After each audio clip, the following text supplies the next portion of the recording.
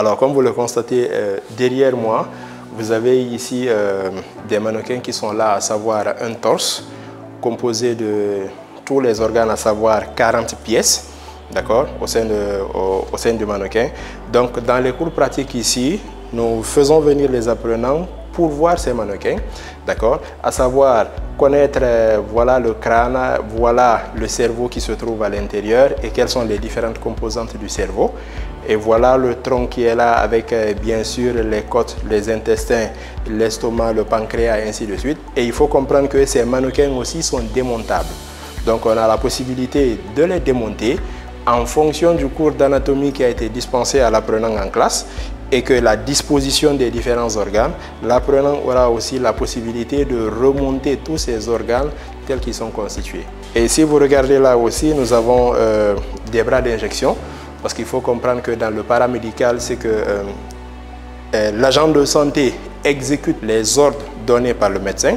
Donc si par exemple l'apprenant doit faire une injection intraveineuse, ici obligatoirement nos apprenants passent par le laboratoire pour apprendre ici d'abord comment injecter, quelles sont les techniques, quel est le matériel. Donc ils apprennent sur ces mannequins avant d'abord que nous puissions les envoyer en stage clinique avec une personne humaine.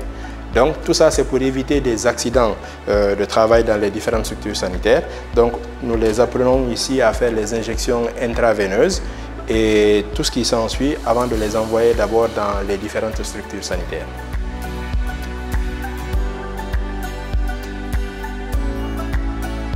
Évidemment, c'est ce qui fait la force des instituts Gandhar, parce qu'il faut comprendre, dans l'enseignement technique et professionnel, on ne peut pas former qu'en théorie. Il faut former en théorie et lier la théorie à la pratique.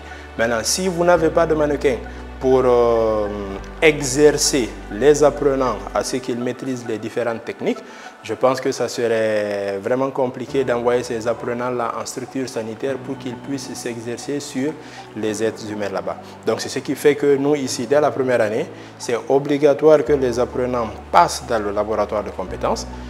Comme l'enseignement déjà est modulaire, entre le premier module et le second module, ils passent obligatoirement au laboratoire. Ils sont enseignés en pratique, on lit la théorie de la classe à la pratique. Et de là maintenant, en fin d'année, ils sont évalués aussi en composition au niveau de la première année. C'est de même aussi avec la deuxième année, on les envoie en stage clinique. Et du retour du stage clinique, au sein de l'école encore, on renforce ce stage clinique-là avec le stage pratique dans la salle de compétences ici, idem aussi pour la troisième année.